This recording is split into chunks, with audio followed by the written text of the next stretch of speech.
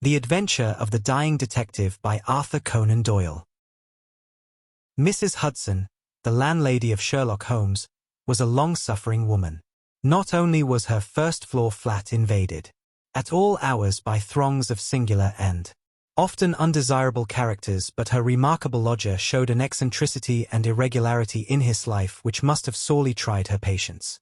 His incredible untidiness, his addiction to music at strange hours, his occasional revolver practice within doors, his weird and often malodorous scientific experiments, and the atmosphere of violence and danger which hung around him made him the very worst tenant in London.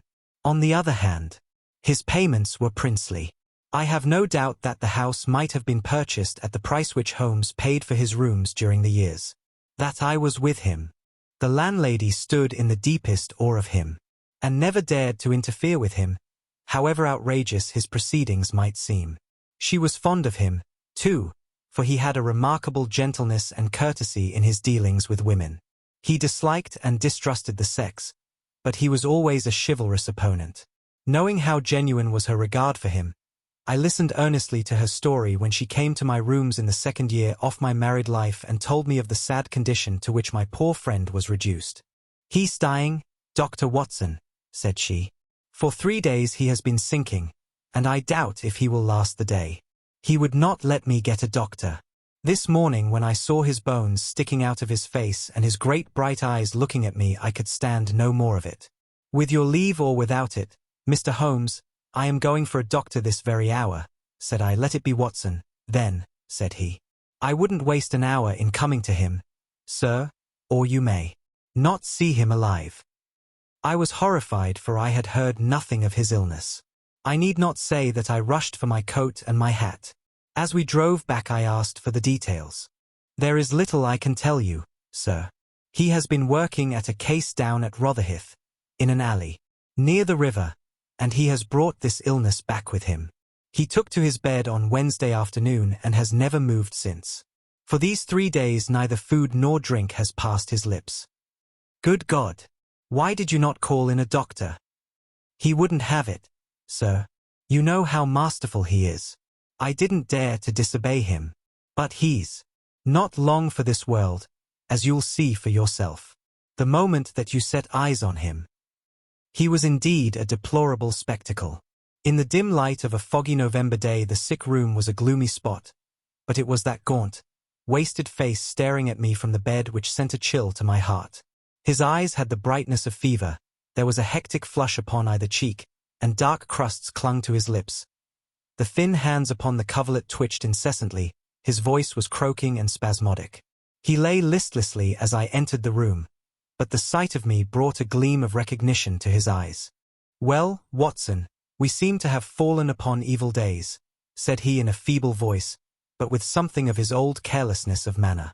"My dear fellow," I cried, approaching him. "Stand back. Stand right back," said he with the sharp imperiousness which I had associated only with moments of crisis. "If you approach me, Watson, I shall order you out of the house." "But why?" "Because it is my desire. Is that not enough?" Yes, Mrs. Hudson was right. He was more masterful than ever. It was pitiful, however, to see his exhaustion. "I only wished to help," I explained. "Exactly. You will help best by doing what you are told." "Certainly, Holmes." He relaxed the austerity of his manner. "You are not angry?" he asked, gasping for breath. Poor devil! How could I be angry when I saw him lying in such a plight before me? "It's for your own sake, Watson," he croaked. "For my sake. I know what is the matter with me. It is a coolie disease from Sumatra, a thing that the Dutch know more about than we, though they have made little of it up to date. One thing only is certain. It is infallibly deadly, and it is horribly contagious." He spoke now with a feverish energy, the long hands twitching and jerking as he motioned me away. "Contagious by touch, Watson. That's it, by touch. Keep your distance and all is well." "Good heavens, Holmes, do you suppose that such a consideration weighs with me of an instant?" It would not affect me in the case of a stranger. Do you imagine it would prevent me from doing my duty to so old a friend? Again I advanced, but he repulsed me with a look of furious anger. If you will stand there, I will talk. If you do not, you must leave the room. I have so deep a respect for the extraordinary qualities of Holmes that I have always deferred to his wishes, even when I least understood them. But now all my professional instincts were aroused. Let him be my master elsewhere. I at least was his in a sick room. Holmes, said I, you are not yourself. A sick man is but a child, and so I will treat you. Whether you like it or not, I will examine your symptoms and treat you for them. He looked at me with venomous eyes. If I am to have a doctor, whether I will or not, let me at least have someone in whom I have confidence, said he. Then you have none in me. In your friendship, certainly. But facts are facts, Watson, and, after all, you are only a general practitioner with very limited experience and mediocre qualifications.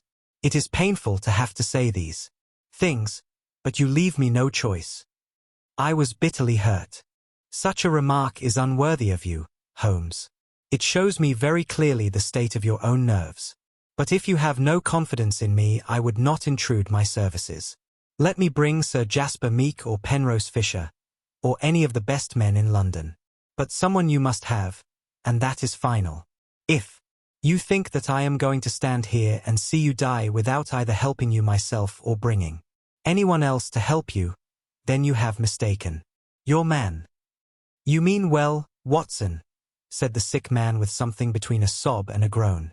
Shall I demonstrate your own ignorance? What do you know, pray, of Tapanuli fever? What do you know of the Black Formosa corruption? You mean well, Watson, said the sick man, with something between a sob and a groan. Shall I demonstrate your own ignorance? What do you know, pray, of Tapanuli fever? What do you know of the Black Formosa corruption? I have never heard of either. There are many problems of disease, many strange pathological possibilities, in the East, Watson. He paused after each sentence to collect his failing strength. I have learnt so much during some recent researches which have a medico-criminal aspect. It was in the course of them that I contracted this complaint. You can do nothing. Possibly not. But I happen to know that Dr. Ainstree, the greatest living authority upon tropical disease, is now in London. All remonstrance is useless, Holmes. I am going this instant to fetch him. I turned resolutely to the door. Never have I had such a shock. In an instant, with a tiger spring, the dying man had intercepted me. I heard the sharp snap of a twisted key. The next moment he had staggered back to his bed, exhausted and panting after his one tremendous outflame of energy. You won't take the key from me by force, Watson. I've got you, my friend. Here you are, and here. You will stay until I will otherwise. But I'll humor you. All this in little gasps, with terrible struggles for breath between.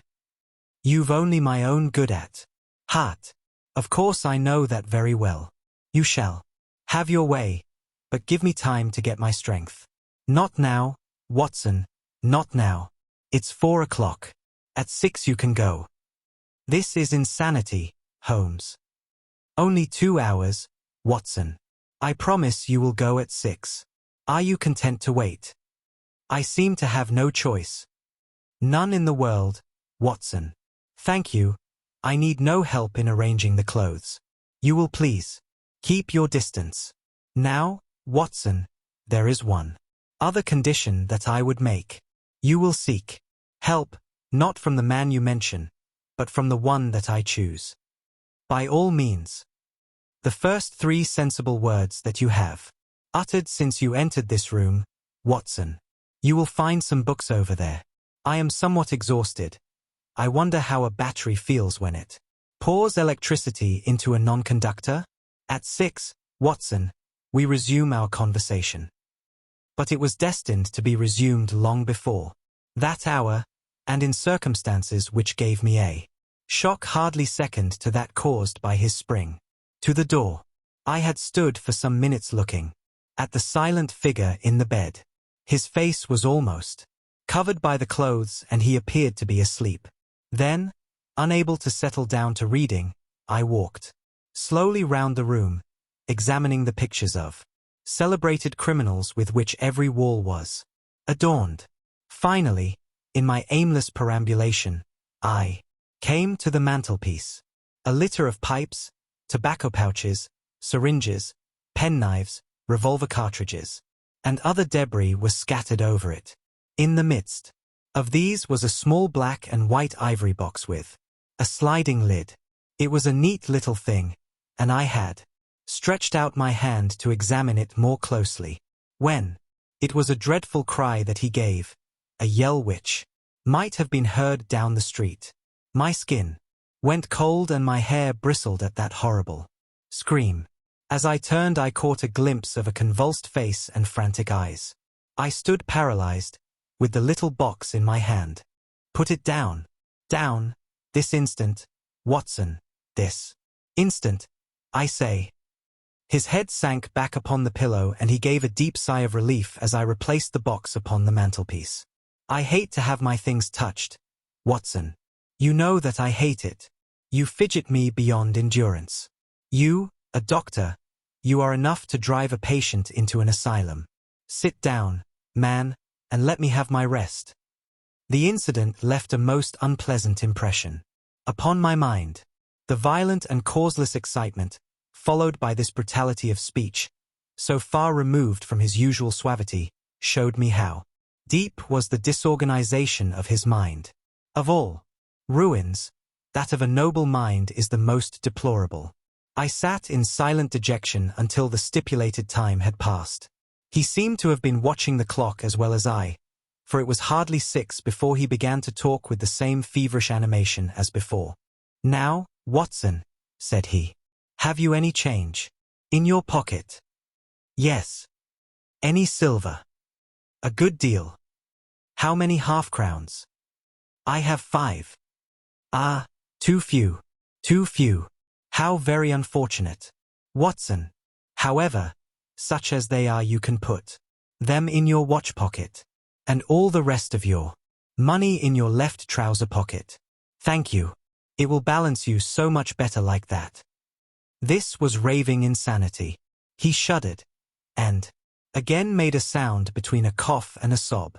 You will now light the gas, Watson, but you will be very careful that not for one instant shall it be more than half on. I implore you to be careful, Watson. Thank you, that is excellent. No, you need not draw the blind. Now you will have the kindness to place some letters and papers upon this table within my reach. Thank you. Now some of that litter from the mantelpiece. Excellent, Watson. There is a sugar tongs there. Kindly raise that small ivory box with its assistance. Place it here among the papers. Good.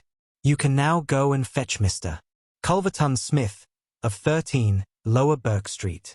To tell the truth, my desire to fetch a doctor had somewhat weakened, for poor Holmes was so obviously delirious that it seemed dangerous to leave him.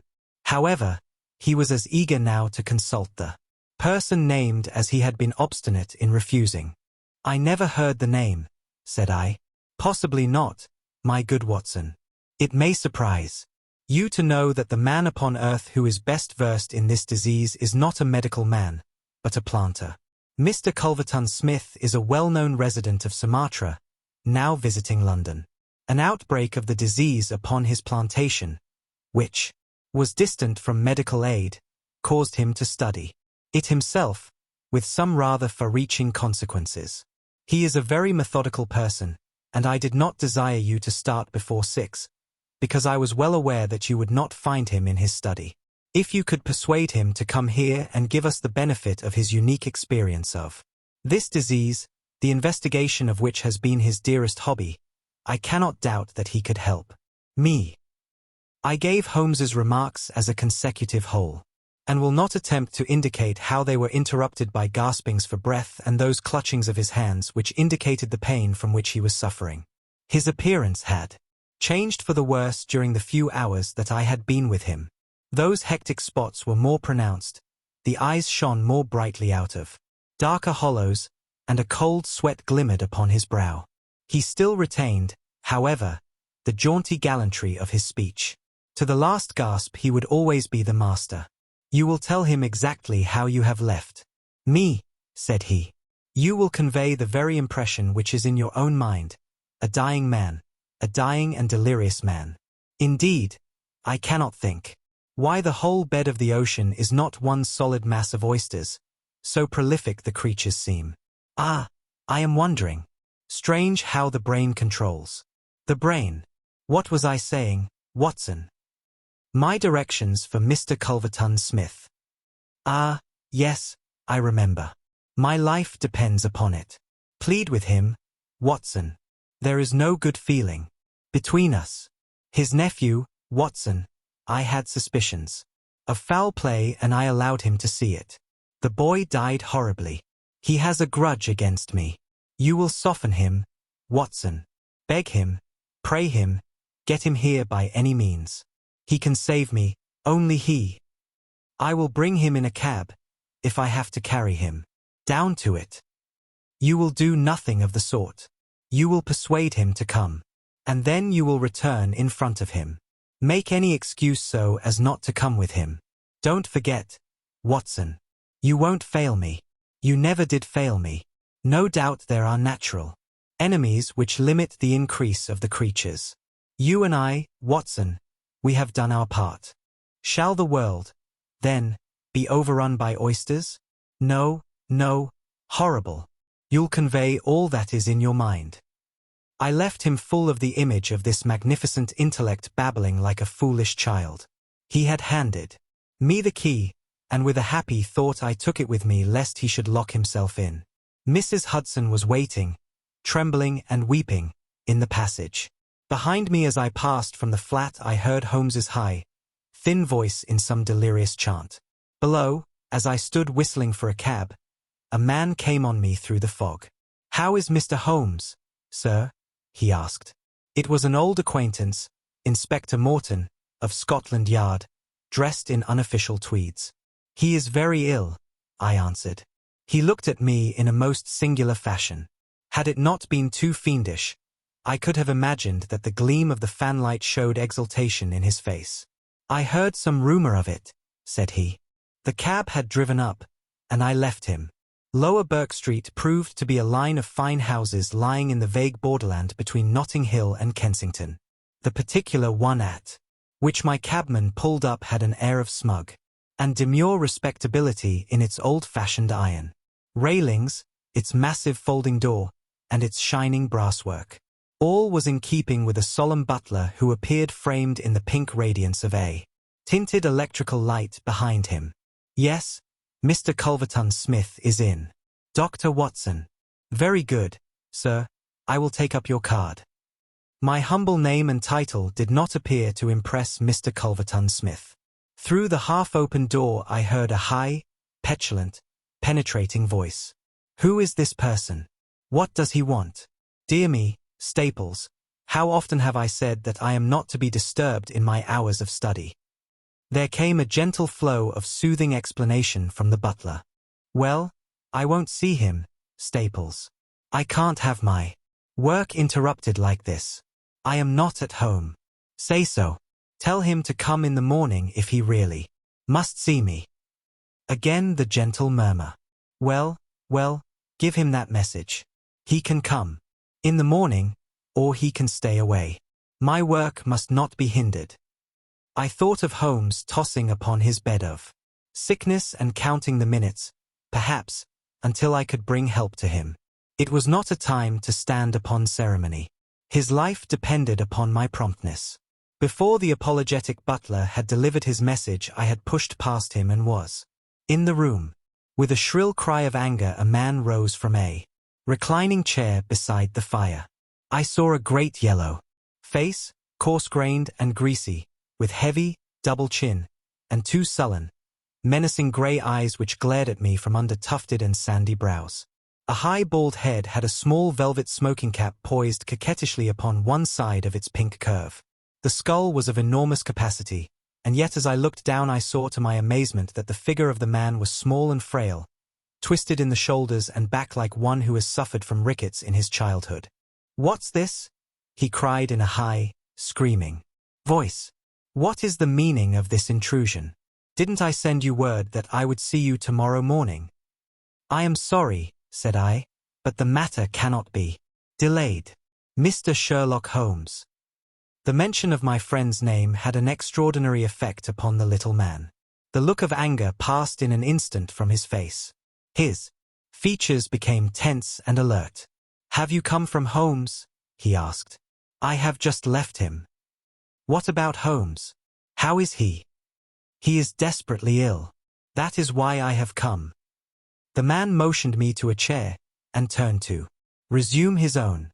As he did so I caught a glimpse of his face in the mirror over the mantelpiece. I could have sworn that it was set in a malicious and abominable smile. Yet I persuaded myself that it must have been some nervous contraction which I had surprised, for he turned to me an instant later with genuine concern upon his features. "I am sorry to hear this," said he. "I only know Mr. Holmes through some business dealings which have had, but I have every respect for his talents and his character. He is an amateur of crime, as I am of disease. For him the villain, for me the microbe.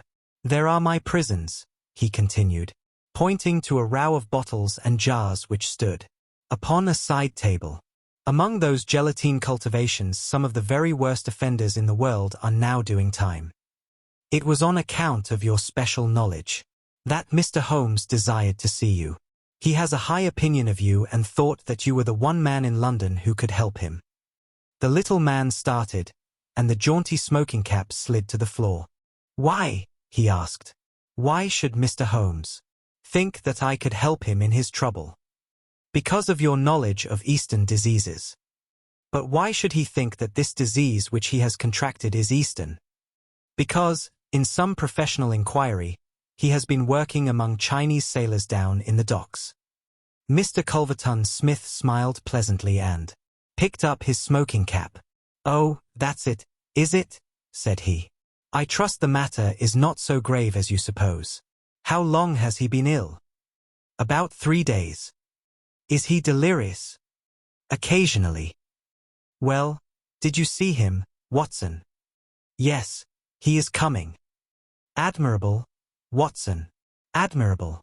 You are the best of messengers." "He wished to return with me." "That would never do, Watson. That would be obviously impossible." "Did he ask what ailed me?" "I told him about the Chinese in the East End." "Exactly. Well, Watson, you have done all that a good friend could. You can now disappear from the scene." "I must wait and hear his opinion, Holmes." "Of course you must. But I have reasons to suppose that this opinion would be very much more frank and valuable if he imagines that we are alone. There is just room behind the head of my bed, Watson." "My dear Holmes, I fear there is no alternative, Watson. The room does not lend itself to concealment, which is as well, as it is the less likely to arouse suspicion. But just there, Watson, I fancy that it could be done." Suddenly he sat up with a rigid intentness upon his haggard face. "There are the wheels. Watson. Quick, man, if you love me. And don't budge, whatever happens, do. You hear? Don't speak. Don't move. Just listen. With all your ears." Then in an instant his sudden access of strength departed, and his masterful, purposeful talk droned away into the low, vague murmurings of a semi-delirious man. From the hiding place into which I had been so swiftly hustled I heard the footfalls upon the stair, with the opening and the closing of the bedroom door.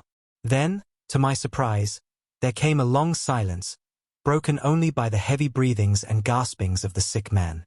I could imagine that our visitor was standing by the bedside and looking down at the sufferer. At last that strange hush was broken. "Holmes!" he cried. "Holmes!" in the insistent tone of one who awakens a sleeper. Can't you hear me, Holmes? There was a rustling, as if he had shaken the sick man roughly by the shoulder. Is that you, Mr. Smith? Holmes whispered. I hardly dared hope that you would come. The other laughed.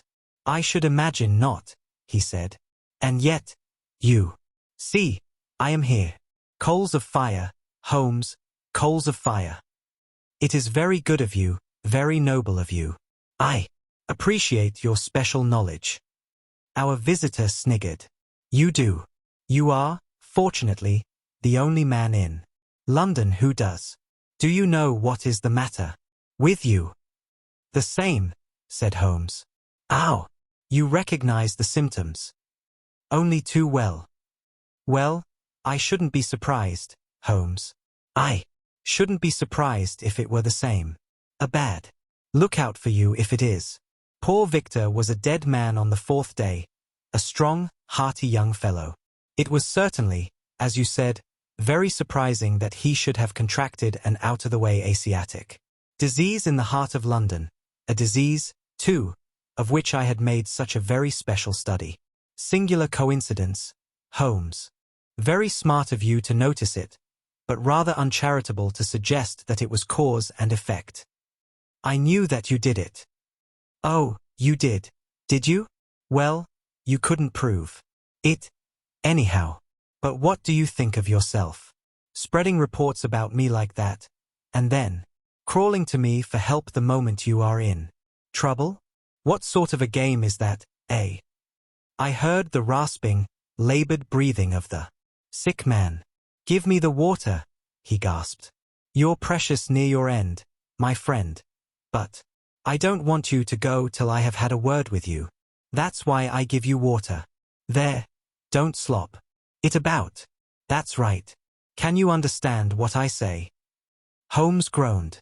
Do what you can for me. Let bygones be bygones, he whispered. I'll put the words out of my head. I swear I will. Only cure me, and I'll forget it. Forget what? Well, about Victor Savage's death. You as good as admitted just now that you had done it. I'll forget it. You can forget it or remember it, just as you like. I don't see you in the witness box. Quite another shaped box, my good Holmes, I assure you. It matters nothing to me that you should know how my nephew died. It's not him we are talking about. It's you. Yes, yes. The fellow who came for me, I've forgotten his name, said that you contracted it down in the East End among the sailors. I could only account for it so. You are proud of your brains, Holmes, are you not? Think yourself smart, don't you? You came across someone who was smarter this time. Now cast your mind back, Holmes. Can you think of no other way you could have got this thing?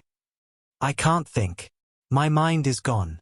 For heaven's sake, help me. Yes, I will help you. I'll help you to understand just where you are and how you got there. I'd like you to know before you die. Give me something to ease my pain. Painful, is it? Yes, the coolies used to do some squealing towards the end. Takes you as cramp, I fancy. Yes, yes, it is cramp. Well, you can hear what I say, anyhow. Listen now. Can you remember any unusual incident in your life just about the time your symptoms began? No, nothing. Think again. I'm too ill to think. Well, then, I'll help you. Did anything come by post? By post. A box by chance. I'm fainting. I'm gone. Listen, Holmes. There was a sound as if he was shaking the dying man, and it was all that I could do to hold myself quiet in my hiding place. You must hear me. You shall hear me. Do you remember a box, an ivory box? It came on Wednesday. You opened it. Do you remember? Yes, yes, I opened it. There was a sharp spring inside it. Some joke. It was no joke, as you will find to your cost. You fool. You would have it and you have got it. Who asked you to cross my path? If you had left Me alone I would not have hurt you. I remember, Holmes gasped. The spring. It drew blood. This box, this on the table. The very one. By George.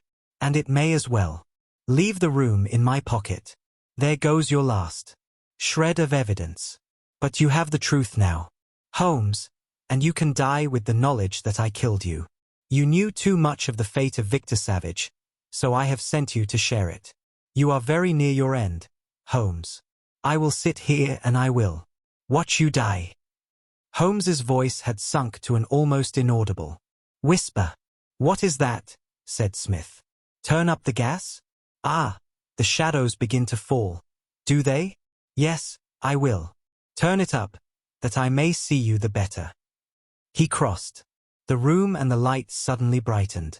Is there any other little service that I can do you, my friend? A match and a cigarette. I nearly called out in my joy and my amazement. He was speaking in his natural voice, a little weak, perhaps, but the very voice I knew.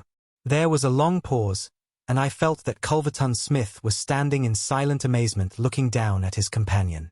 What's the meaning of this?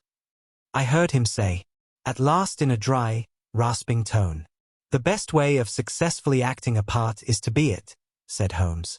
I give you my word that for 3 days I have tasted neither food nor drink until you were good enough to pour me out that glass of water. But it is the tobacco which I find most irksome. Ah, here are some cigarettes. I heard the striking of a match. That is very much better. Hello. Hello. Do I hear the step of a friend? There were footfalls outside. The door opened. And Inspector Morton appeared. All is in order and this is your man, said Holmes. The officer gave the usual cautions. I arrest you on the charge of the murder of one Victor Savage, he concluded. And you might add of the attempted murder of one Sherlock Holmes, remarked my friend with a chuckle. To save an invalid trouble, Inspector, Mr. Culverton Smith was good enough to give our signal by turning up the gas. By the way, the prisoner has a small box in the right-hand pocket of his coat which it would be as well to remove. Thank you. I would handle it gingerly if I were you. Put it down here. It may play its part in the trial. There was a sudden rush and a scuffle, followed by the clash of iron and a cry of pain. You'll only get yourself hurt, said the inspector. Stand still, will you? There was the click of the closing handcuffs. A nice trap, cried the high, snarling voice. It will bring you into the dock, Holmes, not me. He asked me to come here to cure him. I was sorry for him and I came. Now he will pretend, no doubt, that I have said anything which he may invent, which will corroborate his insane suspicions. You can lie as you like, Holmes. My word is always as good as yours. Good heavens, cried Holmes. I had totally forgotten him. My dear Watson, I owe you 1,000 apologies. To think that I should have overlooked you. I need not introduce you to Mr. Culverton Smith, since I understand that you met somewhat earlier in the evening. Have you the cab below? I will follow you when I am dressed, for I may be of some use at the station. I never needed it more, said Holmes as he refreshed himself with a glass of claret and some biscuits in the intervals of his toilet. However, as you know, my habits are irregular, and such a feat means less to me than to most men. It was very essential that I should impress Mrs. Hudson with the reality of my condition, since she was to convey it to you, and you in turn to him. You won't be offended, Watson? You will realize that among your many talents dissimulation finds no place, and that, if you had shared my secret, you would never have been able to impress Smith with the urgent necessity of his presence, which was the vital point of the whole scheme. Knowing his vindictive nature, I was perfectly certain that he would come to look upon his handiwork. But your appearance, Holmes, your ghastly face. 3 days of absolute fast does not improve one's beauty, Watson. For the rest, there is nothing which a sponge may not cure. With Vaseline upon one's forehead, belladonna in one's eyes, rouge over the cheekbones, and crusts of beeswax round one's lips, a very satisfying effect can be produced. Malingering is a subject upon which I have sometimes thought of writing a monograph. A little occasional talk about half-crowns, oysters, or any other extraneous subject produces a pleasing effect of delirium. But why would you not let me near you, since there was in truth no infection? Can you ask, my dear Watson? Do you imagine that I have no respect for your medical talents? Could I fancy that your astute judgment would pass a dying man who, however weak, had no rise of pulse or temperature? At 4 yards, I could deceive you. If I failed to do so, who would bring my Smith within my grasp? No, Watson, I would not touch that box. You can just see if you look at it sideways where the sharp spring like a viper's tooth emerges as you open it. I dare say it was by some such device that poor Savage, who stood between this monster and a reversion, was done to death. My correspondence, however, is, as you know, a varied one, and I am somewhat upon my guard against any packages which reach me.